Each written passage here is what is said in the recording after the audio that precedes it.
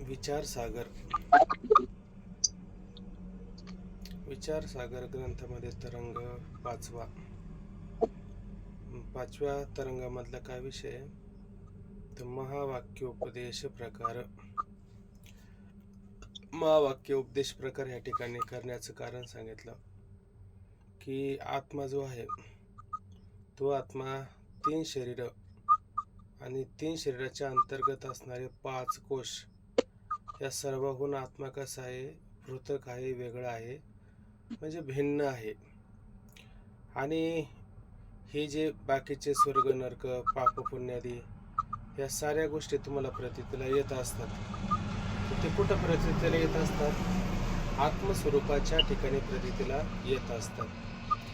म्हणून ह्या सगळ्याचा अधिष्ठान कोण आहे? तर आत्मा ह्या सर्वांचं अधिष्ठान त्या ठिकाणी आहे. म्हणून अधिष्ठान वस्तूवर भासलेले जे काही पदार्थ आहेत ते पदार्थ अधिष्ठानाची कोणत्या प्रकारची लाभ किंवा हानी मात्र त्या ठिकाणी करत नाही, असं त्या ठिकाणी वर्णन करून सांगितलं. मग शिष्याने परत शंका केली, मग तुम्ही म्हणता आत्मा सदा मुक्त आहे, आत्मा ब्रह्मरूप आहे, मग तुम्ही जी साधना त्या ठिकाणी सांगितलेली होती त्या साधनांचं तात्पर्य काय? साधनांची आवश्यकता काय? तर श्री गुरु सांगतात की बाबा, ज्याला माझा आत्मा ब्रह्मरूप नाही आणि त्या आत्मस्वरूपाविषयी ज्याला भ्रम आहे त्या पुरुषाकरता ही साधनं सांगितलेली आहे. आणि ज्या पुरुषाला आपल्या आत्मस्वरूपाविषयी कोणत्याही प्रकारचा भ्रम नाही त्याच्याकरता मात्र ही साधनं सांगितलेली नाही. मग ज्याला आपल्या आत्मस्वरूपाविषयी भ्रम नाही तो जीवनमुक्त पुरुष, आणि त्या जीवनमुक्त पुरुषाचं वर्णन आपण काल पाहिलं की कसं त्या जीवनमुक्त पुरुषाचा निश्चय असतो का हे जगत जे आहे ते जगत कसं आहे? वंध्यापुत्राप्रमाणे अत्यंत असत, जड आणि दुःखरूप आहे, आणि त्या जगताचा त्रिकालिक अत्यंत अभाव आहे. म्हणून त्या जगताचा जो कर्ता आहे तो ईश्वर सुद्धा कसा झाला त्या ठिकाणी? जर जगतच त्या ठिकाणी मिथ्या आहे तर त्याचा कर्ता सुद्धा कसा ठरणार आहे? तोही मिथ्या ठरणार आहे. म्हणून ईश्वर सुद्धा जगत मिथ्या ठरलं आहे का नाही? प्रपंच नाही म्हणून त्याचा कर्ता ईश्वर सुद्धा नाही, हे लक्षात येतं. मग आता ह्या ठिकाणी जे जगत त्या ठिकाणी मिथ्या ठरलं, प्रपंच मिथ्या ठरलं, म्हणजेच त्या ठिकाणी आता कोणता विषय राहिलाय का आत्म्याला? आत्म्याच्या ठिकाणी कोणताही त्या ठिकाणी विषय नाही, म्हणजे साक्षी. मग आता विषय नाही तो त्याचा तो साक्षी आहे, मग साक्षी तरी म्हणायला शिल्लक राहिला का? कोणत्या विषयाला त्याने पाहिलं, कोणत्या विषयाला त्याने जाणलं? कोणत्या विषयाला जाणलं नाही, म्हणून तो साक्षी तरी होईल का? साक्षी होणार नाही. देहाधिक असणारी या सर्व गोष्टी, प्रपंच, संसार, देहाधिक बंध वगैरे या सगळ्या गोष्टी आहेत. मग ह्या देहाधिकाला पाहणारा त्या ठिकाणी एखादा मानता आला असता, पण देहाधिक पदार्थ सत्य आहे का? ते पण अविद्या कल्पित आहे. अविद्येनं कल्पित अशा स्वरूपाच्या असल्या कारणाने मग त्याचा द्रष्टा तरी तो होईल का? द्रष्टा होत नाही. म्हणजेच काय झालं? कोणताही विषय नाही म्हणून साक्षी नाही, आणि कोणता देहादी पदार्थ नाही म्हणून त्याचा तो कोण नाही? द्रष्टाही त्या ठिकाणी नाही. म्हणून त्या ठिकाणी तो द्रष्टाही नाही आणि साक्षी नाही. आता त्याला कोणतं बंधन आहे का? आता कोणतं बंधन नाही. मग मोक्ष तरी काय मिळवायचा? मोक्ष मिळवायचं कारण नाही. कारण खरं ज्ञान त्याला झालं का नाही? तो साक्षी नाही, तो द्रष्टा पण नाही, आणि तो याच्याहून सगळा कसा आहे? भिन्न स्वरूपाचा आहे. असं जाणणं म्हणजे आत्मस्वरूपाचा साक्षात्कार नाही का? हाच खरा त्या ठिकाणी काय आहे? आत्मस्वरूपाचा असणारा काय आहे? साक्षात्कार त्या ठिकाणी असतो. इथपर्यंत झालं आपलं काल ना. आता त्या विद्वानाच्या बुद्धीचा विचार आपण काल पाहतच होतो, पण वेळ झालेला होता, बरोबर ना? मग आता तो जो विद्वान आहे, ऐक नाही, आणि त्याच्या ठिकाणी जी बुद्धी आहे त्या बुद्धीचा विचार आपला इथं येऊन थांबलेला होता, त्याचा पण विचार करा. बघा, म्हणून मोक्षही नाही. अज्ञान असते तर त्याचा ज्ञानाने नाश झाला असतं, ऐक नाही. आता त्या असणाऱ्या पुरुषाच्या ठिकाणी जर अज्ञान असतं तर त्या अज्ञानाच्या नाशाकरता उपाय काय? तर ज्ञान एवढंच उपाय. का ज्ञाना वाचून दुसरा कोणता उपाय आहे? वाचून ज्ञानिविने एके उपाय करशी जितके.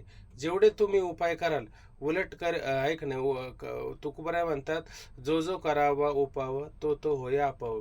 म्हणजे ज्ञाना वाचून तुम्ही जो काही उपाय कराल तो उपाय न होता तो काय होणार, तुम्हाला अपाय अशा पद्धतीनं होऊ शकतो.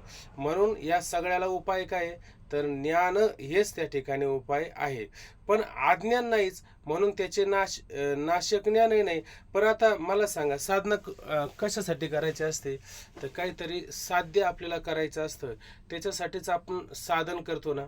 बरं, आता आपल्याला साध्यच त्या ठिकाणी नाहीये, साध्यच त्या ठिकाणी नाहीये, मग साधन करण्याची आवश्यकता आहे का? साधन करण्याची आवश्यकता नाही. साधन कुठपर्यंत करावं, जोपर्यंत आपण साध्य प्राप्त करत नाही तोपर्यंत आपण साधन करावं. एकदा साध्य प्राप्त झालं की साधन करायचं काही गरज पडते का? गरज नाही. तसं याला अज्ञान आहे का? अज्ञान नाही. मग ज्ञान कशासाठी करायचं? ज्ञानच करायची गरज नाही, आहे का नाही? तसं तुकोबराय म्हणताय का नाही, काय अवघी घस घस आम्ही विठोबाचे दास. याच्यामध्ये असं वर्णन आलं की लोक तुकोबरायला परमार्थ कसा करायचा, परमार्थ कसा करायचा, देवाला शरणागती कशी करायची. अरे, ज्याला देवाला शरणागती करायची आणि परमार्थ कसा करायचा हे साऱ्या लोकांना त्यांनी शिकवलं, त्यांना तुम्हाला शिकवायची काही गरज आहे का? त्यांना शिकवायची काही गरजच नाही ना. काय अवघे घस हे बळच शिका, बळच शिका. बळच का शिकवायचं? तसं बाजारामध्ये गेल्याच्या नंतर आपण काही वस्तू घ्यायच्या म्हणलं तर त्याच्यात घसघस करतो का नाही? त्याच्यात घिसघिस असतेच ना, आहे का नाही? ते देण्या घेण्यासाठी असते. पण याला घिसघिस करायची काही गरज आहे का? आता काही कारण शिल्लक राहिलं का? काही कारण नाही, गरज नाही. का? तो मुक्त त्या ठिकाणी झालेला आहे. मग ज्ञान कशासाठी असतं? अज्ञान घालवण्याकरता असतं. एकदा अज्ञान नष्ट झालं का ज्ञानाची काय आवश्यकता असते का? काहीच आवश्यकता नसतं. तसं माऊली म्हणतात की नाही, कापुराच्या वाती उजळल्या ज्योती, ठाईच समाप्ती झाली जैशी. म्हणजेच काय, जसं तो कापूर आपलं तो अग्नी, आणि त्या अग्नीनं कापराला स्पर्श केला तर तो कापूर पेटतो की नाही? कापूर पेटला. मग कापूर पेटल्याच्या नंतर कापूर पूर्णपणे जळून जातो ना, आणि अग्नी शिल्लक राहतो का? अग्नी पण नष्ट होऊन जातो. अग्नी पण राहत नाही त्या ठिकाणी, आहे का नाही? बरं, ज्या अर्थी अग्नी राहिला त्या अर्थी कापूर राहिला असं सिद्ध होतं की नाही? जर लाकडाला अग्नी लागल्याच्या नंतर लाकूड जळू म्हणले भस्मसात झालं ना, अग्नी जर राहत असेल तर समजायचं लाकडाचा अजून काहीतरी अंश शिल्लक आहे. हा फार महत्वाचा विचार आहे.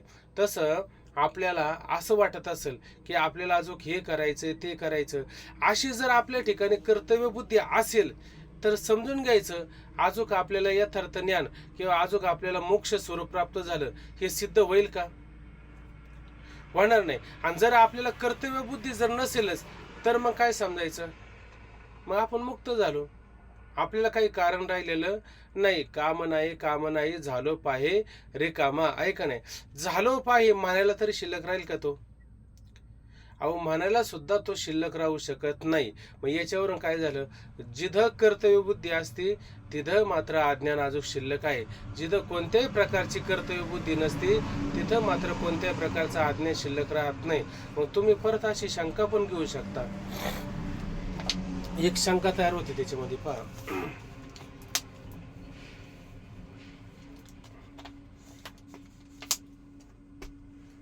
तुकोबराय म्हणतात, आम्ही वैकुंठवासी आलो याची कारणाशी,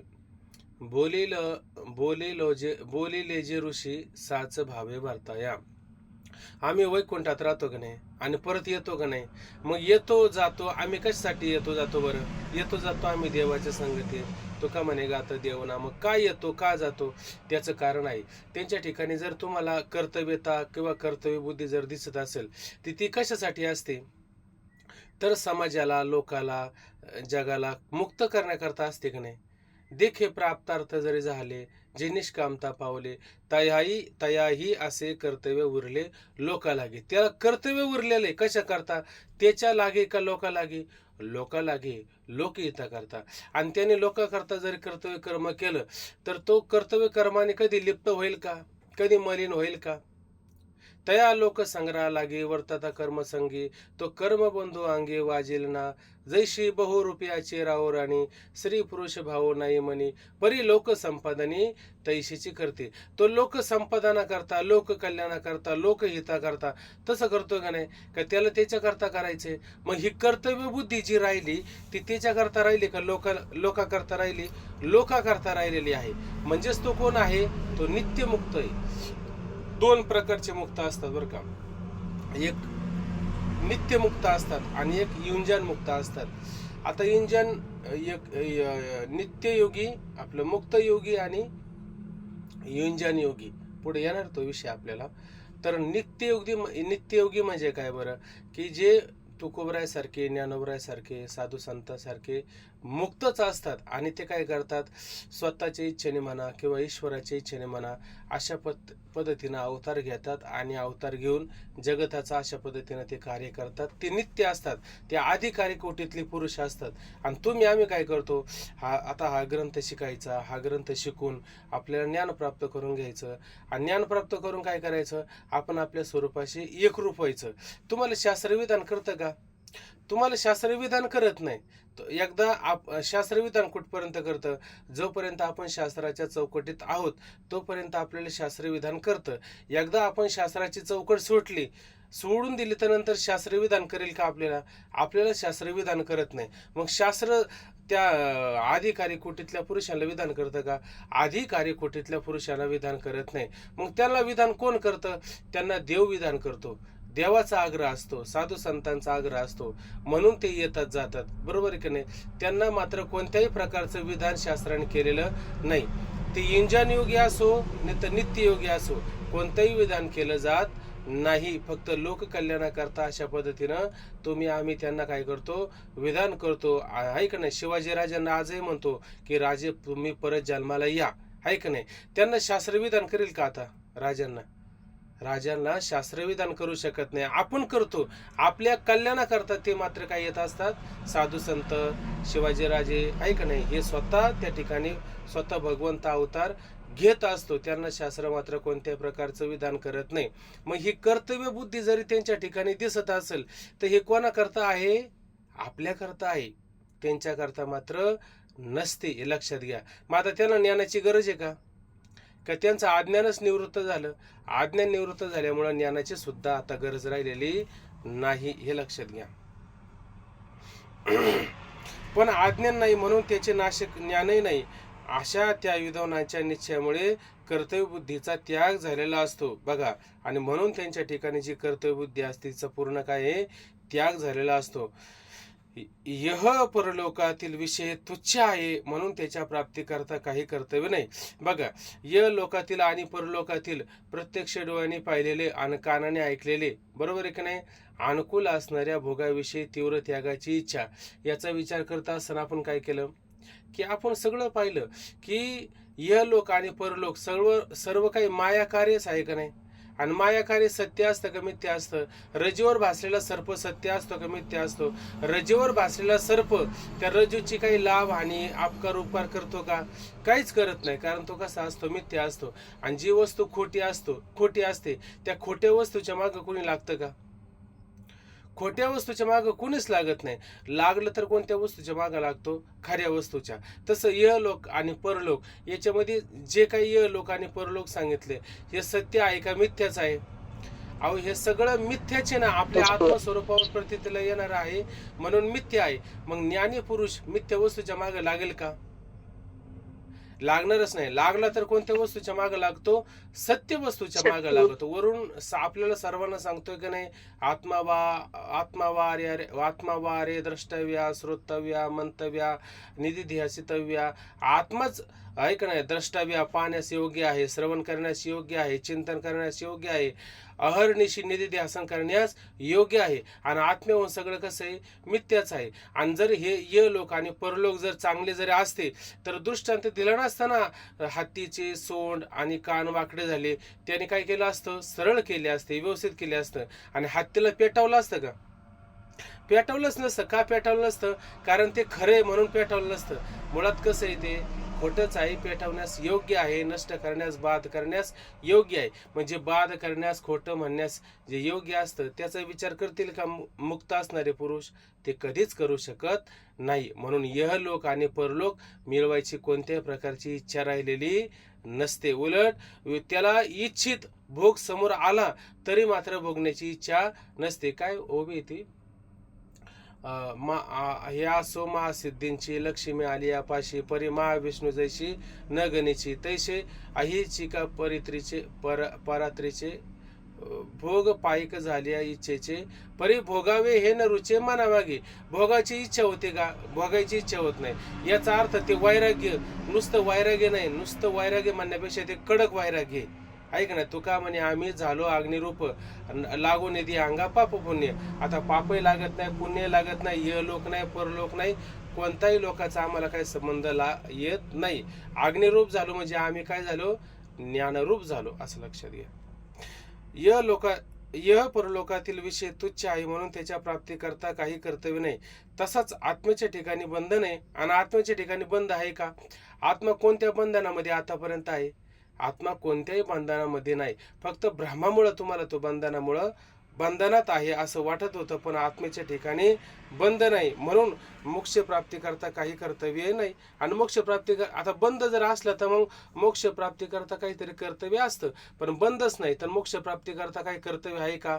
काही कर्तव्य नाही. कर्तव्य अभावता स्थिती अशा पद्धतीनं प्राप्त होती. असा जीवनमुक्त विद्वानांचा निश्चय असल्यामुळं त्याच्या कर्तव्यात्मक बुद्धीचा त्याग झालेला असतो. असा त्या मुक्त म्हणजे काय? देहातच अजून देहाला मात्र टाकलेला नाही.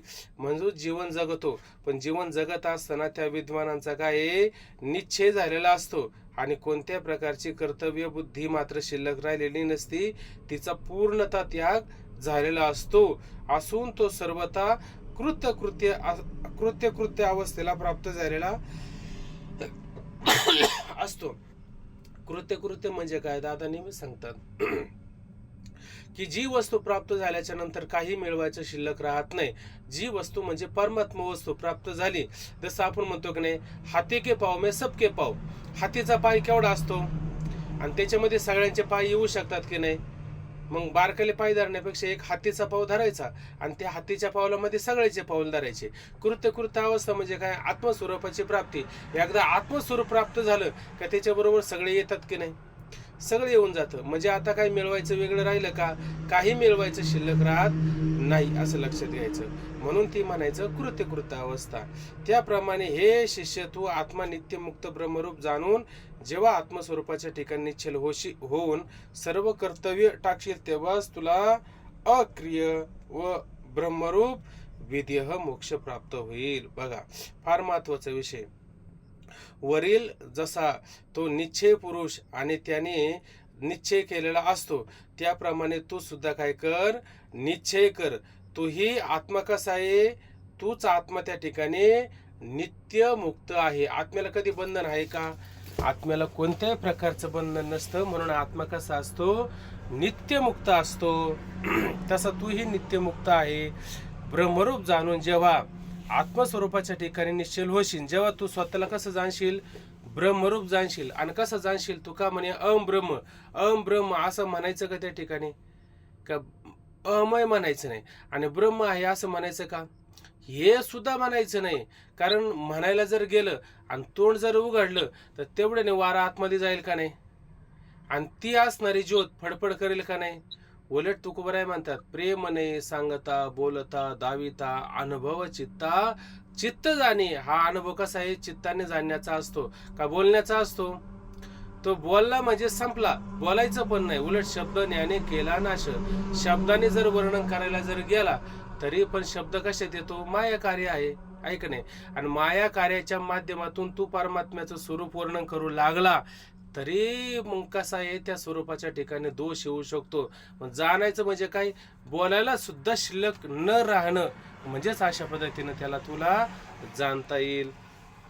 आणि म्हणून ब्रह्मरूप जाणून जेव्हा आत्मस्वरूपाच्या ठिकाणी निश्चल होशील, स्थिर होशील, एकरूप होशील, अखंडाकार होशील, तेव्हा सर्व कर्तव्य टाकशील. ऐक नाही, निश्चल होऊन सर्व कर्तव्य टाकशील. ऐक नाही, म्हणजे कोणत्याही प्रकारचं कर्तव्य शिल्लक राहील का? राहणार नाही. म्हणजे त्याला कोणती अवस्था? कर्तव्य अभाव अशी अवस्था काय होईल? प्राप्त होईल. तेव्हाच तुला जेव्हा हा विचार तुला यथार्थ रूपाने कळेल तेव्हाच, त्याच्या आधी मात्र नाही. याच्यामध्ये ना अंडरलाईन करून ठेवण्यासारखा विचार लक्षात घ्या. आता बघा, हे सगळं चाललंय का नाही आपलं? तुम्हाला ऐकावं लागतं, मला सांगावं लागतं, काहीतरी कर्तव्य बुद्धी आहेच का नाही? आहेच आहे. आता मला सांगा, हे सांगणं काय सोपं आहे का? डोक्याला कटकटच आहे. हे काही सोपं नाही. याच्यासाठी सारखा विचार करावा लागतो, सारखं चिंतन करावं लागतं. तुम्हाला पण ऐकावं लागतं, सारखं चिंतन. संध्याकाळी पाठ करायचंय. आता पाठात काय सांगावं, कसं सांगावं, लगेच लिहून घ्यायचं मागं. अहो, हे सगळं चालूच आहे ना. ऐका नाही, हे सगळं चालूच आहे. आणि आत्मस्वरूपाला प्राप्त करून घेण्याकरता हे काही करावं लागतं का? अहो, करावं लागतं ना सुरुवातीला. ऐका नाही, जोपर्यंत भ्रम आहे तोपर्यंत करायचं असतं. भ्रम निवृत्त झाल्यावर काही करावं लागतं का? काहीच नाही. आणि करायचंच नाही. एकदा कळलं ना, एकदा कळलं का नाही. आता सांगा, आपण असा विचार करू की ते बोल्यावरती नवरा नवरी वगैरे आंतरपाठ वगैरे बाजूला केलं, बरोबर की नाही?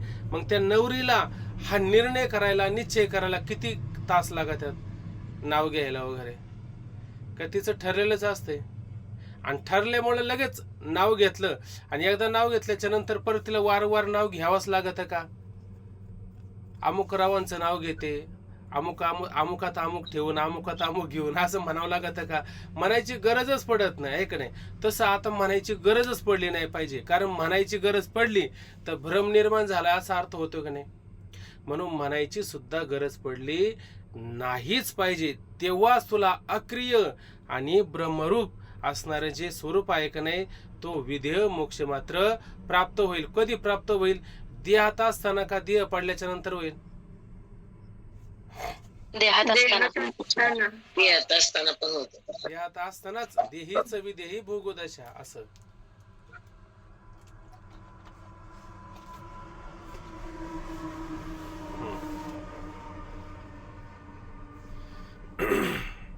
शिष्य महाराज, आता शिष्याने परत शंका केली. हा कालचा विषय आपला राहिलाच होता ना?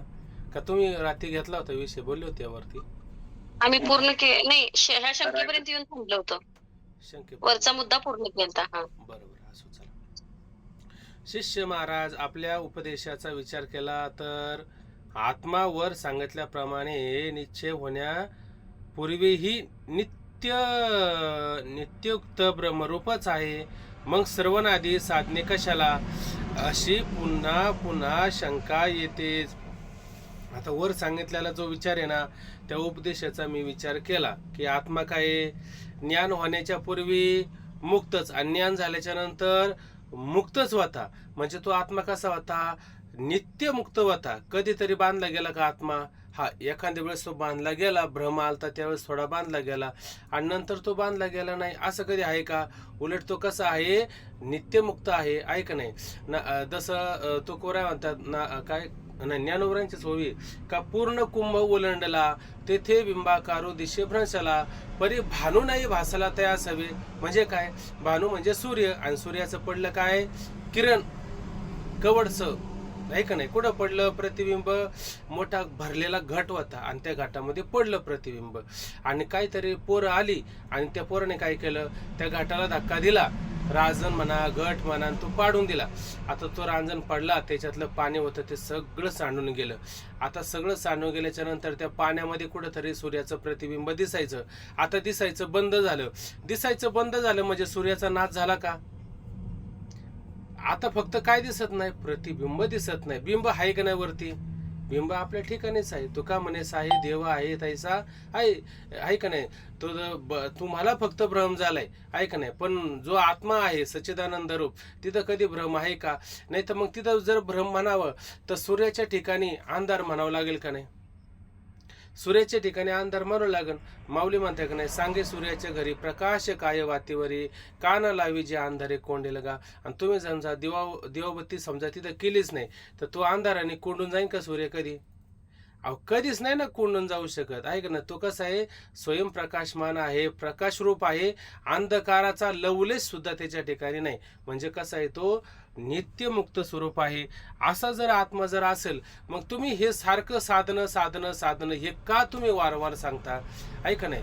अशी त्याने काय केली, शंका केली. त्याच्यावरती श्री गुरु म्हणतात, श्री गुरु पुन्हा पुन्हा उत्तर तेच, आहे का नाही. तू किती जरी केलं तर उत्तर बदलणार आहे का, उत्तर तेच आहे.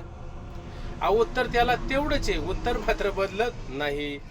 बघा आता, ज्ञानाच्या पूर्वी आत्म्यास मिथ्याच करता भोगता मानून सुखप्राप्ती आणि दुःख निवृत्ती करण्याकरता जीव अनेक साधने करून त्यापासून क्लेश भोगतो. बघा आता, आता कोणाला तरी वाटतं का मला दुःख व्हावं, किंवा जाऊ द्या दुःख जास्त नाही पण थोडं तरी व्हावं, का मज लागे दुःख व्हावे ऐसं कोणी भावे न जीवे, अशी कोणी भावना तरी करतो का मला थोडंफार दुःख व्हावं. असं कोणीच करत नाही का नाही. उलट झालेलं दुःख आहे, त्या झालेल्या दुःखाच्या निवृत्ती करता तो तत्पर असतो का नाही, तत्पर होतोय का नाही. मग त्याच्याकरता तो साधना करतोय का नाही. मग म्हणतो का नाही मी ही साधना केली, मी ती साधना केली, असं म्हणतो का नाही.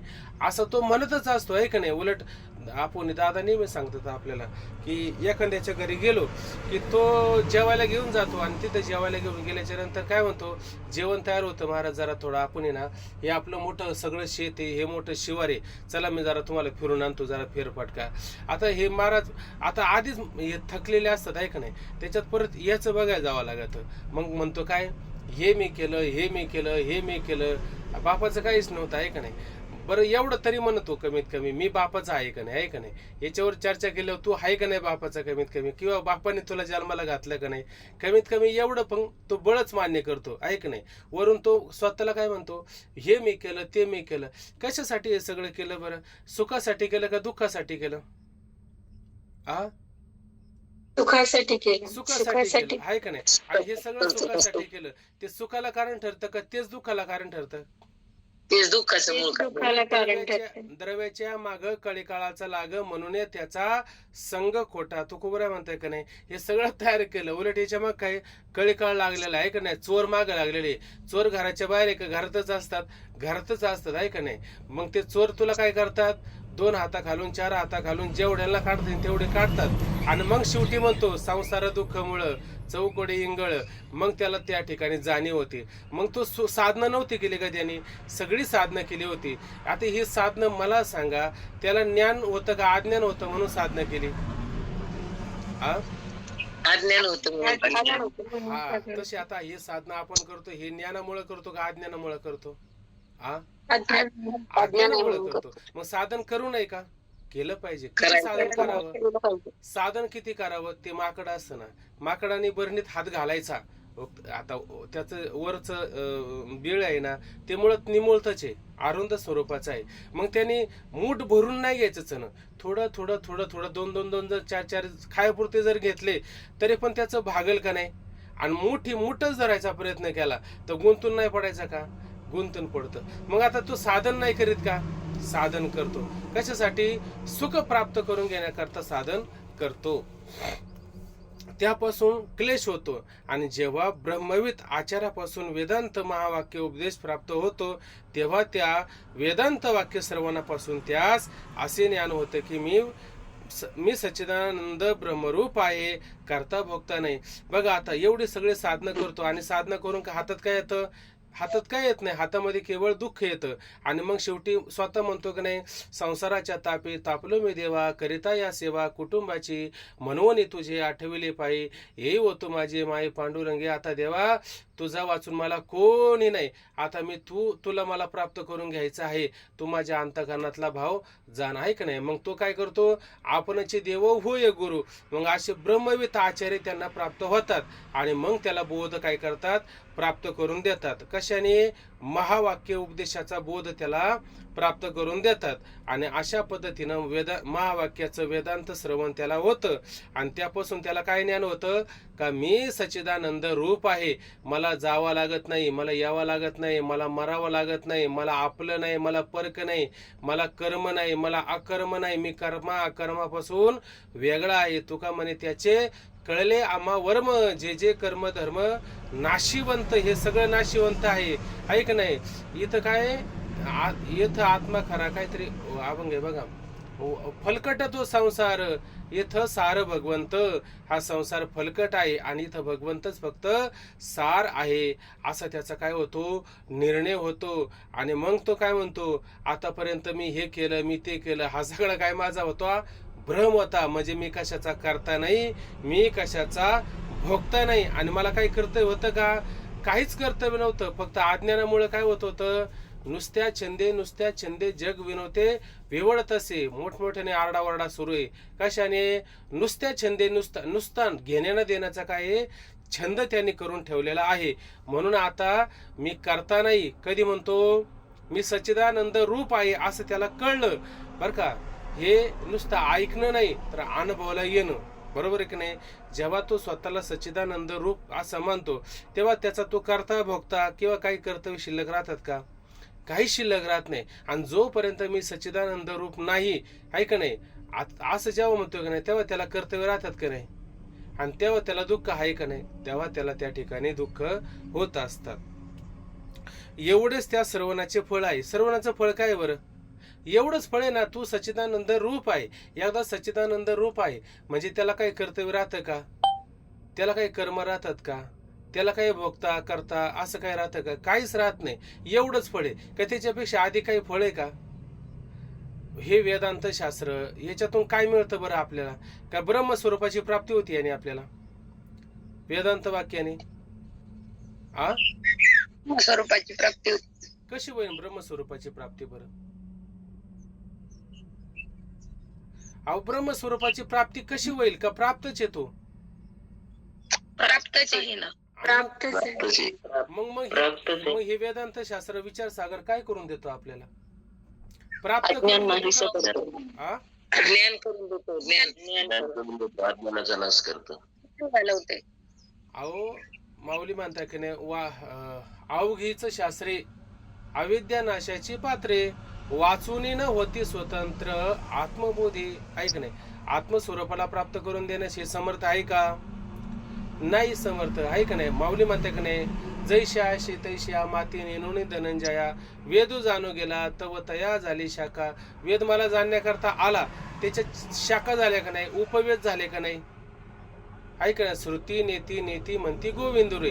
असं नाही, असं नाही, असं नाही. ऐक नाही, उलट तुकोबऱ्या म्हणतात, तुझं वर्णी ऐसा तुझं विन कोणी, दुजा कुणी ती त्रिभुवनी, सहस्रमुखे शेष शिनळा बापुडा, चिरल्या धडा. जेव्हा त्याच्या हजारो मुख झाली आणि त्याला जीवा आणि त्या जीवेनं वर्णन करू लागला तरी त्या जीवा चिरून गेल्या, तरी वर्णन करता आलं का? करता आलं नाही. सांगता आलं का? सांगता आलं नाही. मग काय केलं आतापर्यंत? याने फक्त भ्रम दूर केला. का स्वरूपाला प्राप्त करून दिलं? स्वरूपाला प्राप्त करून दिलं नाही. आता तू सच्चिदानंद रूप आहे हा शब्द सुद्धा मायेचं सापेक्ष आहे का नाही? मायेचं सापेक्षच आहे. आहे का नाही? फक्त काय करायचंय, उंटावर बसायचंय आणि उंटाला हाकलण्याकरता उंटाच्या मागं मुळी ठेवलेली, त्याच्यातली चिक काठी काढायची आणि उंटाला हाकलायचं. खाली उतरायचं का तुम्हाला? खाली मात्र उतरायचं नाही, असं लक्षात घ्यायचं. मी सच्चिदानंद ब्रह्मरूप आहे, करता भोगता नाही, म्हणून मला काही कर्तव्य नाही. एवढेच त्या श्रवणाचे फळ आहे. ब्रह्मप्राप्ती हे वेदांत श्रवणाचे फळ नाही आणि ब्रह्मप्राप्ती हे मात्र वेदांत श्रवणाचं फळ नाही. म्हणजे हा आपल्याला झालेला भ्रम घालवून टाका. कारण ब्रह्म आपले स्वरूपच आहे. का बरं? ते काही कुठून आणायचं जर असलं तर मग म्हणता आलं असतं, अहो ब्रह्मप्राप्ती करून आहे का नाही. आता समजा 2 पैसे, ते 2 पैसे आपण दुकानामध्ये जातो, देतो, त्याच्यातून काहीतरी वस्तू घेतो, म्हणून ह्या पैशाच्या माध्यमातून ती वस्तू मिळवली असं म्हणता येईल का नाही? असं म्हणता येईल. तसं श्रवणाच्या माध्यमातून आम्ही ब्रह्मस्वरूप मिळवलं असं म्हणता येईल का? म्हणताच येणार नाही. उलट आहेच, ते माझंच आहे, फक्त काय केलं, भ्रम दूर केला. आहे का नाही? असं लक्षात घ्यायचं. कारण ब्रह्म आपले स्वरूपच आहे, म्हणून नित्य प्राप्त आहे. यावरून हे निश्चित झाले की जो आत्मस्वरूपाच्या ठिकाणी कर्तव्य मानतो तो अज्ञानी व जो मानित नाही तो ज्ञानी. बघा, जो आत्मस्वरूपाच्या ठिकाणी काही कर्तव्य नाही, ऐक नाही, असं जो मानतो तो कसा आहे? मानणारा अज्ञानी आहे. आणि आत्मस्वरूपाच्या ठिकाणी काही कर्तव्य नाही, तो करता नाही, भोगता नाही, काही नाही. ऐक नाही, जाती नीती कुल गोत्र दुरंगम. शंकराचार्य म्हणतात त्याला जाती नाही, नीती नाही, कुळ नाही, गोत्र नाही. त्याच्याच ठिकाणी देश नाही, वस्तू नाही, काही त्याच्या ठिकाणी नाही. तो अखंड आहे, एकरस आहे आणि त्याच्या ठिकाणी कोणत्याही प्रकारचं कर्तृत्व भोक्तृत्व नाही असा जो मानतो तो कसा आहे? ज्ञानी त्या ठिकाणी आहे. पाहता किती वेळ राहिला आपल्याकडं? हा सरासरी 10 मिनिटं आपण अजून घेऊ शकतो. एक अखंडित, आता बघा तो परमात्मा कसा आहे? एक आहे, अखंडित आहे, म्हणजे त्याच्या ठिकाणी कोणतं खंडितपणा होणार नाही, आहे का नाही? दोन होणार नाही. अदृश्य आहे, ते मात्र दृश्य नाही. रूपरहित आहे, त्याला नाव रूप वगैरे काही नाही. निष्पाप आहे, म्हणजे कोणत्या प्रकारचं पाप नाही. अजन्म आहे, म्हणजे तो कधी जन्मत नाही. अशा ब्रह्मस्वरूपाच्या ठिकाणी मूला ज्ञान, स्थूल सूक्ष्म, समष्टी वेष्टी, ईश, सूत्रात्मा, विराट, प्राज्ञ, तेजस, विश्व, भोग, बंधन, मोक्ष वगैरे काही एक नाही, आहे का नाही? आता त्या ब्रह्मस्वरूपाच्या ठिकाणी मूल अज्ञान हे कशात असतं? जागृतीमध्ये असतं का स्वप्नात असतं? मूल अज्ञान प्रातिभाषिक सत्तेत का व्यावहारिक सत्तेत? व्यावहारिक सत्तेत असेल. हा. स्थूल सूक्ष्म, स्थूल देह आणि सूक्ष्म देह. समष्टी वेष्टी, समष्टी म्हणजे ईश्वर सगळ्यांसाठी, वेष्टी म्हणजे एकासाठी. ईश म्हणजे ईश्वर, सूत्रात्मा ऐक नाही, तोच ईश्वर आहे का नाही? जेव्हा कारण शरीराचा अभिमान हा समष्टी धारण करतो तेव्हा त्याला काय म्हणतो? ईश्वर म्हणतो किंवा त्याला सूत्रात्मा मानतात. विराट कधी म्हणायचं त्याला? विराट कधी म्हणायचं? समष्टी कशाचा अभिमान धारण करतो? स्थूल शरीराचा अभिमान धारण करतो तेव्हा त्याला विराट असं म्हणायचं, बरोबर ना? आणि प्राज्ञ कशासाठी आलं बरं? प्राज्ञ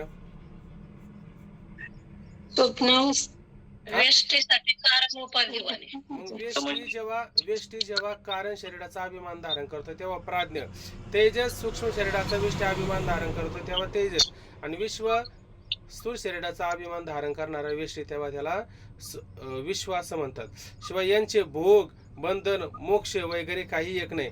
यांना काही भोग आहे का? यांना काही बंधन आहे का? यांना काही मोक्ष वगैरे आहे का? यांच्या ठिकाणी बंधन मोक्ष वगैरे काही एक नाही. परंतु त्याची प्रतीती होते, ती मात्र ब्रह्मस्वरूपात होते, आहे का नाही? परंतु त्याची प्रतीती होते का नाही? ती ब्रह्मस्वरूपाला सोडून होते का ब्रह्मस्वरूपातच होईल? झाली तर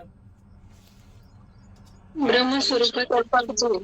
हा, कारण सगळ्याचं अधिष्ठान कोण आहे? ब्रह्म आहे. म्हणून झाली तर कुठं होईल? ब्रह्मस्वरूपात होईल.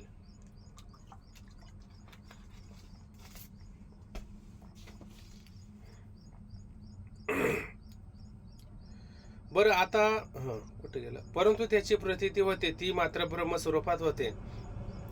स्वप्नामध्ये भोगता, भोग्य किंवा भोग ही सर्व काही एक नसतात. बघा आता स्वप्नामध्ये काही भोगता आहे का कोणी? स्वप्नात नाही तर एखादा म्हणला ना, अहो स्वप्नात आहे ना आम्हाला चांगलं गोड गोड जेवण ताट भरून आलं आणि आम्ही भरपूर जेवलो, आता आम्हाला आता जागृतीमध्ये जेवायची आवश्यकता नाही, असं आहे का कधी? तिथं काही भोग्य आहे का? बरं, तिथं भोगणारा कोणीतरी आहे का? अहो तिथं भोग्य नाही, मग भोगता कस काय? भोग्य नाही, भोगता नाही किंवा भोग नाही, म्हणजे तिथं त्रिपुट आहे का? भोगता, भोग्य, भोग ही त्रिपुटी नाही. फक्त ती प्रतीती आल्यासारखं वाटतंय का नाही? अहो किती लोक आम्ही एकत्र आलो, आम्ही सगळ्यांनी एकत्र बसून संत मांदी आळी सगळे एकत्र बसून जेवण वगैरे केलं, आहे का नाही? मग सगळ्याला वाटायला लावलं, असं वाटतंय का नाही? पण तिथं काय झाल्यासारखं आहे का? खरं पाहायला गेलं तर काहीच नसतं, आहे का नाही? पण याची प्रतीती येते का नाही? मग मला असं म्हणायचं, बिघडतं कुठं? प्रतीती आल्याने बिघडतं का प्रतीती न आल्याने बिघडतं का प्रतीतीचा बाद निश्चय न केल्यामुळे बिघडतं?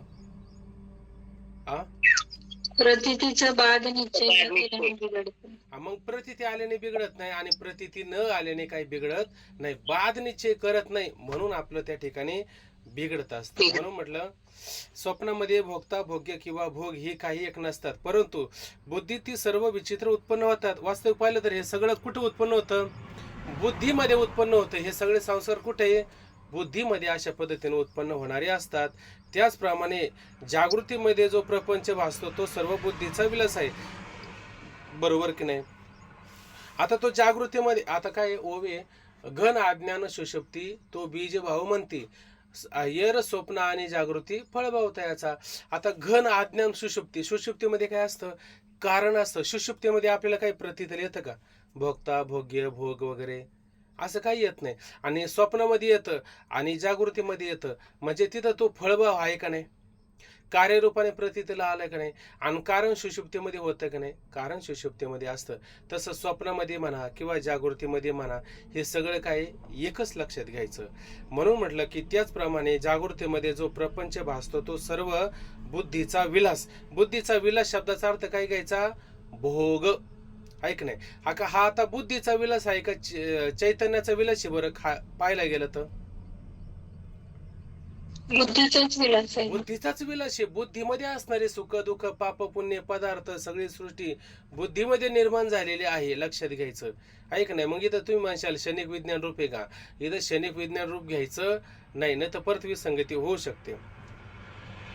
कारण क्षणिक विज्ञान रूप घेतल्याच्या नंतर तो बुद्धीला काय मानतो? आत्मा म्हणतो. आत्मा मानतो आहे का नाही? मग झाला माऊलींना तुकोबरायांना साऱ्यांना विरोध होईल नाही का नाही? मग तुम्ही म्हणा चैतन्याचा विलास आहे, म्हणजे ह्या सगळ्यांनी काय केलं, चिदविलास जर लक्षात घेतला आणि क्षणिक विज्ञान रूपा सारखा जर घेतला, तर याने वेदांतिक मत मांडलं का बुद्धांचं मत मांडलं? बुद्धांचंच मत मांडल्यासारखं होऊ शकतं. म्हणून शास्त्राला विरोध येईल अशा पद्धतीनं. तसं नाही करायचं. परंतु बुद्धी जी सर्व विचित्र उत्पन्न होतात, त्याप्रमाणे जागृतीमध्ये जो प्रपंच भासतो तो सर्व बुद्धीचा विलास आहे. तीच बुद्धी झोपेत लीन झाली असता सर्व वेद नष्ट नाहीसे होतात. आणि ती बुद्धी झोपेत काय होते, लीन होते, लय पावते, किंवा कारणामध्ये काय होते, एकरूप होऊन जाते.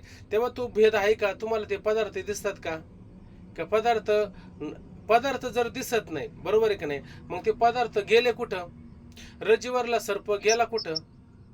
का रज्जूरूपच झाला? रज्जूरूप झाला. कारण सर्पाला कोणत्या प्रकारचं स्वतंत्र अस्तित्व आहे का? मग तो कोणाच्या अस्तित्व रूपाने प्रतीतीला आला, तर रज्जूच्या अस्तित्वाने अस्तित्व रूपाला प्रतीतीला येतो. तसं हे सगळे जगत बुद्धीच्या विलासाने बुद्धीच्या ठिकाणी असणाऱ्या संस्काराने प्रतीतीला येतात. आणि जेव्हा बुद्धी स्वप्नामध्ये झोपेमध्ये जेव्हा लय पावते, सुषुप्तीमध्ये लय पावते, तेव्हा हे सगळे पदार्थ सुद्धा त्याबरोबर लय पावतात. हे मात्र शिल्लक राहत नाही. म्हणून बुद्धीचा विलास आहे हे लक्षात येतो. अध्यस्त पदार्थ हा अधिष्ठान रूपच असतो. मग झालं ना, मग अधिष्ठान रूपच असतो हे लक्षात येतं का नाही? त्याला वेगळं अस्तित्व मात्र नसतं. मग आता तसं ही बुद्धीनं हे सगळं कल्पित तयार केलेलं आहे. बुद्धीचा लय झाला म्हणजे हे पदार्थाचा सुद्धा काय होतो, स्वाभाविकपणे लय होऊन जातो. त्याला वेगळा लय करायची गरज पडत नाही. तीच बुद्धी झोपेत लीन झाली असा सर्व भेद नाहीसा होऊन आत्मचिन्ह मात्र राहते, आहे का नाही? आत्मचिन्ह मात्र शब्दाचा अर्थ आता काहीतरी ठेवला तर लिहून, पण लक्षात नाही आता. ते जसं हे पंचमहाभूत वगैरे त्याच्यात तन्मात्रा वगैरे असे जे सांगतात की नाही, तशाच पद्धतीने एक विचार आहे. शोधला शब्द, कोणाला गुगलमध्ये कुठं काही सापडलं तर सांगा वाटलं असतं. आत्मचिन्ह मात्र राहते, यावरून बुद्धी कल्पित पदार्थाचे बुद्धीच प्रकाशन करते. बघा, यावरून बुद्धीत कल्पित जे पदार्थ आहे का नाही, त्याचं प्रकाशन कोण करते? बुद्धीच करते. पण बुद्धी स्वतंत्र प्रकाशन करते का? आत्म्याच्या आधाराने प्रकाशन करते.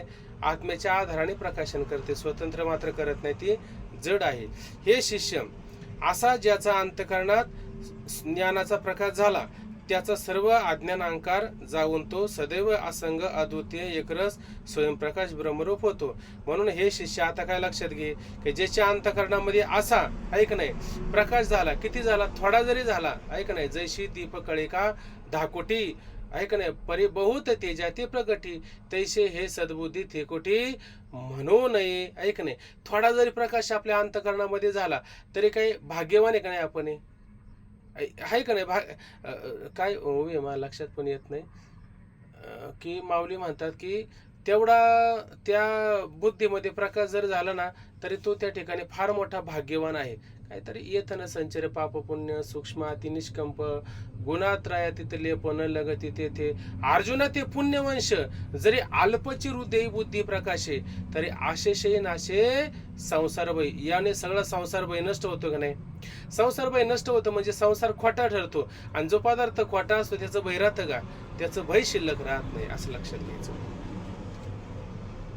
म्हणून अंतःकरणात ज्ञानाचा प्रकाश झाला, त्याचा सर्व अज्ञान अहंकार जाऊन तो सदैव कसा राहतो?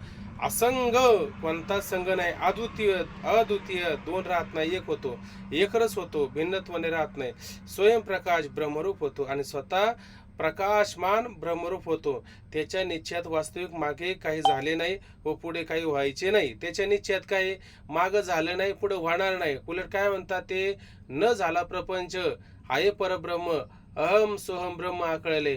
प्रपंच एक झाला होता, हे तो समूळ मिथ्या वार्ता. प्रपंच झाला होता, होणार नाही, होणं शक्य नाही, असं त्यांचा काय असतो, निश्चय असतो. मनोरथ विलास मात्र सर्व जगत आहे. आणि हे सगळं जगत काय आहे, मनोरथ. मनाने कल्पना केलेत का नाही, मग मनोरथ आहे का नाही. हे सगळ्या कल्पना, हे सगळे मनाचे मनोरथ असतात, हे सगळे मनाचे भोग त्या ठिकाणी असतात आणि हे सगळं मनाचे कल्पित तयार झालेले पदार्थ असतात.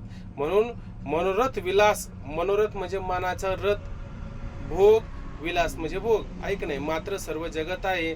म्हणून कोणत्याही पदार्थाची प्राप्तीची किंवा निवृत्तीची इच्छा होत नाही. म्हणून त्याचा काय झाला, हा सर्व काय मनोरथ विलास असल्यामुळं आता कोणत्या पदार्थाच्या प्राप्तीची किंवा निवृत्तीची त्याला इच्छा राहिली का, इच्छाच मात्र राहत नाही. याचा अर्थ तो भोजनादी व्यवहार करत नाही असं नाही, म्हणजे त्याचे बाकीचे व्यवहार होत नाही असं आहे का. अहो सगळे व्यवहार होतात. व्यवहार मला सांगा, ते जोग महाराजांचं एक उदाहरण असं होतं की कोणाचं तरी असं उदाहरण आलं की ते वारकरी होते, ऐक नाही, भगवत भक्त होते. आणि भगवत भक्त असल्यामुळं ते भगवंताची उपासना भक्ती करायची त्यामध्ये. पण त्यांचं शरीर होतं ना, ते पैलवानाचं होतं, ते मूळचे पैलवान होते. तेव्हा त्यांना सकाळचं काजू, बदाम, खारका, दूध हे सगळं लागायचं. तेव्हा त्यांना लोक भेटायला आली तर ते म्हणायचे, तुम्ही संत आणि हे काजू, बदाम, खारका हे सगळं खाता, तर तुम्ही संत आहे का. तर ते म्हणले, वेड्या, अरे माझी वृत्ती संत आहे, मी वृत्तीनं संत आहे का, मी शरीराने संत आहे. अहो शरीराने कसं काय संत होता येईल मला सांगा ना. ऐका नाही, शरीराने संत होता येत नाही, वृत्तीनं संत आहे. म्हणून आता हा भोग कशाचा आहे, शरीराचा का माझा आहे. खारका, काजू, बदाम हे सगळे पदार्थ हे शरीराचे भोग आहे ना. ऐक ना, देह भोग घडे जे जे जोडे ते ते बरे. मग तो देहाचे भोग आहे, मग देहाचे भोग सगळ्यांचे सारखे असतात का वेगवेगळे असतात बरं. वेगवेगळे असतात, वेगळे असते, वेगवेगळे असतात. म्हणजे आपण पाणी पितो, तो दुसरं काही पितो का, तो पाणीच पितो. आपण जेवण करतो, तो पण जेवणच करतो ना. आपल्याला घर दार बायका पोरं असतात आणि त्याला काय नसतात का, सारखे असतात. अहो त्याचा भोग ना आपला भोग सारखाच असतो ना. ज्ञानाचा ना अज्ञानाचा भोग, विलास, हालचाल, खाणं पिणं सगळं सारखंच असतं ना, का वेगळं असतं त्या ठिकाणी. ते मात्र वेगळं नसतं, लक्षात घ्या. मिरचीच्या बाजारात गेल्यावर ज्ञानीपुरुषाला पण ठसका लागतो. हा मग ठसका लागतो ना, मग त्याचा ना आपला व्यवहार काही भिन्न असतो का, एक व्यवहार सारखाच असतो, पण त्याचा अंतःकरणाचा निश्चय वेगळा असतो, हे लक्षात घ्या. चला आता सरळ पाहून घेऊ आपण हे. तो भोजनादी व्यवहार करीत नाही असं नाही, तो कानाने ऐकतो, जिभेने म्हणजे जिभेने काय घेतो, स्वाद घेतो, त्वचेने स्पर्श जाणतो, नाकाने वास घेतो, वाणीने बोलतो, हाताने देणे घेणे करतो, गुदद्वाराने मलत्याग करतो, पायाने चालतो, धावतो, रती सुखाचाही भोग घेतो, काय वाटेल ते करतो. आता तुम्हाला त्याच्याविषयी काही शंका आहे का, काय वाटेल ते करतो, त्याच्या मनात आलं तर तो काही पण करू शकतो, आहे का नाही. पण काही पण करू शकतो म्हणजे एकदम अज्ञानी पुरुषासारखं करत नाही. याच्यावरती बोलण्यासारखं खूप असलं, पण आता मला असं वाटतं थोडा विषय पुढे घेऊ आपण जरा, नाही का, नाही तर तोच विषय तिथंच राहतो थोडा. चला असू द्या. इतके व्यवहार करूनही तो सदैव अकर्ता अभोक्ता असतो. एवढं सगळे व्यवहार करून सुद्धा कसा असतो, अकर्ता असतो, अभोक्ता असतो. ही अद्भुत गोष्ट आहे. म्हणजे पाण्यामध्ये कमळ राहून पाण्याने कधी मलिन होत नाही, तसं तो बघा. आता नाव जे असते ना, दादा नेहमी सांगतात, ती नाव पाण्यावर शोभून दिसते का माळावर शोभून दिसते, पाण्यावर शोभून दिसते. पण नावेत कोणता दोष नसला पाहिजे. नावेला छिद्र नसलं पाहिजे, छिद्र नसलं पाहिजे. छिद्र असल्याच्या नंतर नाव बुडून जाईल का नाही, बुडून जाईल. तसं ह्या ठिकाणी सगळे व्यवहार करू द्या, फक्त छिद्र नसलं पाहिजे. म्हणजे तो संसारामध्ये शोभून दिसेल का नाही? संसारामध्ये शोभून दिसेल, उलट अवघाची संसार सुखाचा करेन अशी प्रतिज्ञाही त्या ठिकाणी ते करू शकतात. म्हणून इतके व्यवहार करूनही तो सदैव अकर्ता अभोक्ताच असतो. ही अद्भुत गोष्ट आहे. परंतु हा सिद्धांत आहे. ही गोष्ट अद्भुत जरी असली तरी हा सिद्धांत आहे. सिद्धांताला कधी दोष मात्र देता येत नाही. असे तू समज. जीवनमुक्ताच्या व्यवहारात पुष्कळ लोकांना संशय असतो. त्याप्रमाणे तुला नेत्याच्या व्यवहाराविषयी भ्रम होऊ नये. म्हणून जीवनमुक्त पुरुषाविषयी लोकांना काय असतो? संशय असतो. आहे का नाही? काय संशय असतो? बघा, ते कसे राहतात, ते काय कुठं जात नाही, ते कीर्तन ऐकते नाही, ते कथेला जात नाहीत, ते काकडा करते नाही, हरिपाठ करत नाही, अमुक नाही, तमुक नाही, आणि तुम्ही त्याला हरिभक्त पारायण म्हणता. म्हणायची गरज आहे का त्यांना? नेत्याच्या व्यवहाराविषयी संशय घ्यावा का माणसाने? संशय घेऊच नाही. तो त्याचा अंतकरण अधिष्ठान निश्चय असा झालेला असतो का निश्चयाचे फळ तुका म्हणे, निश्चयाची बळ तुका म्हणे त्याची फळ. तो फळ आत्मस्वरूपाला प्राप्त झालेला असतो. हे तुम्हाला वरून कळेल का? वरून कळणार नाही. त्याच्या मानस जाणे जे बोलण्यावरून तुम्हाला तो कळेल तो कसा आहे. त्याच्या वरच्या अंगावरून तो कळेल का? अजिबात मात्र कळू शकत नाही. मग त्याप्रमाणे तुला नेत्याच्या व्यवहाराविषयी भ्रम होऊ नये म्हणून वारंवार बजावून सांगतो. आता बघा शब्द काय लिहिला? वारंवार बजावून सांगतो. नाही तर तू काही पण उठशील आणि काही पण. दादा नेहमी सांगतात ऐक नाही की तू वरी झाला काहीतरी, वरी म्हणजे ते भगवे कपडे आंतरिवंश केला कामे. काय सुरुवात आहे त्या अभंगाची?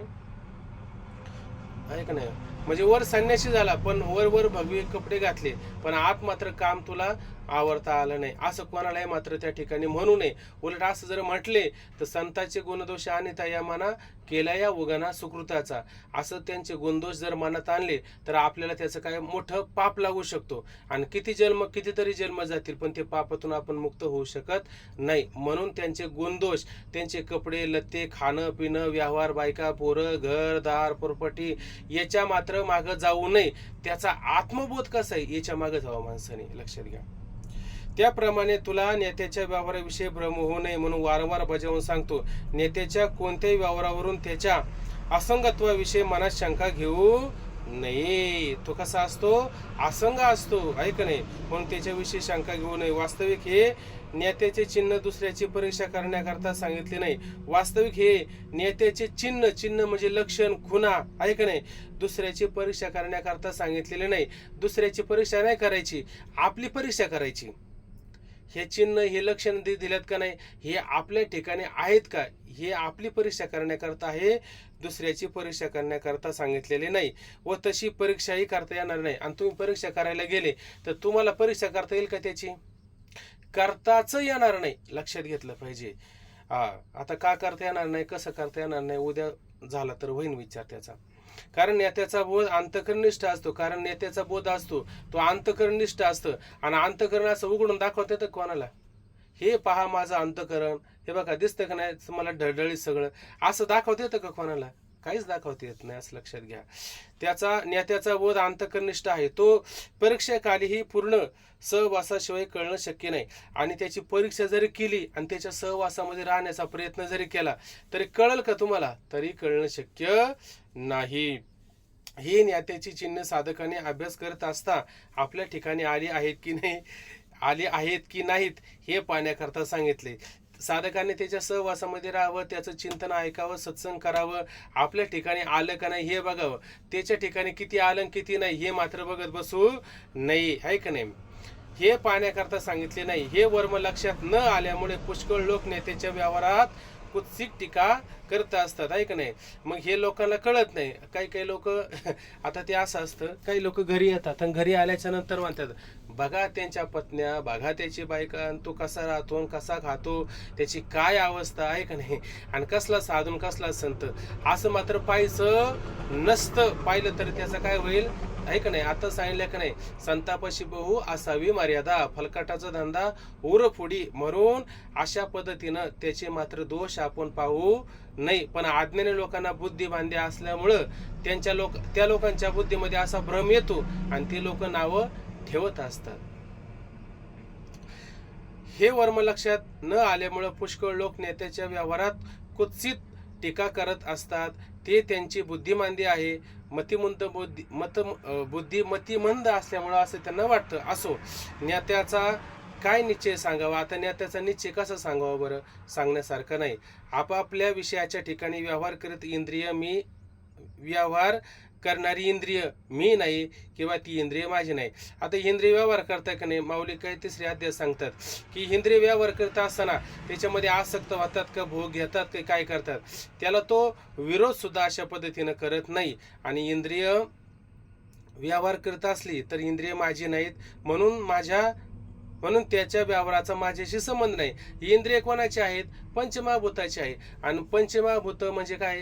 गुणाचे त्या ठिकाणी ना, आणि गुणच गुणाच्या ठिकाणी वावरत आहे का नाही? गुणागुणेशी वर्तनतो, गुण गुणाच्या ठिकाणी वावरतात. आत्मा कुठं वावरतो का? आत्मा वावरायला वेळ तरी आहे का? आणि आत्म्याच्या ठिकाणी येणं जाणं तरी आहे का? नाही. इंद्रियाच्या ठिकाणी भोग घेतात. इंद्रिय विषयांचा भोग घेवत किंवा त्याचा त्याग करू, हे का नाही? कुत्ता जाणे और चमडी जाणे, आहे का नाही? कुत्ता जाणे चमडी जाणे. कुत्र्याने पाय धरला का नाही? आणि लोक म्हणले अहो त्या कुत्र्याने पाय धरलाय, तुम्ही बघा तिकडं. तो साधू काय म्हणला? कुत्ता जाणे और चमडी जाणे. मला काही घेणं आहे का? काही घेणं नाही. अशा पद्धतीनं व्यवहार असतो. किंवा त्या आईनं पण तसं सांगितलं होतं. इंद्रिय विषयाचा भोग घेवत किंवा त्याग करत मी असंग कुटस्वरूप आहे. आणि मी कसं आहे? असंग आहे. आणि कुटस्वरूप म्हणजे सच्चिदानंद रूप आहे. हे शिष्य लोकदृष्टीने तो करता भोगता दिसला तरी दृढ बोधाच्या निश्चयाने तो अकर्ता आहे. लोकांच्या दृष्टीने तो करता भोगता लोकाला दिसला, तो मनुष्यासारखा दिसे, परी मनुष्य तो तया न घडे. तो मनुष्यासारखा जरी असला पण मनुष्यपणा त्याला घडेल का? घडणार नाही. उलट संत नव्हती जगा माणसात्यासारखे, पण माणसाच्या रूपाने होते का नाही? पण माणसासारखे होते का? नाही. तर सच्चिदानंद रूपाने ब्रह्म तुकाशी आला, आहे का नाही? ब्रह्मदेवाला आणि तुकोबरायनं पारड्यात ठेवलं तर तुकोबरायचं पारडं ब्रह्मदेवापेक्षा जड. पण सगळा संसार, घरदार सगळं बघितलं का नाही? साऱ्या गोष्टी बघितल्या. लोकदृष्टीने तो करता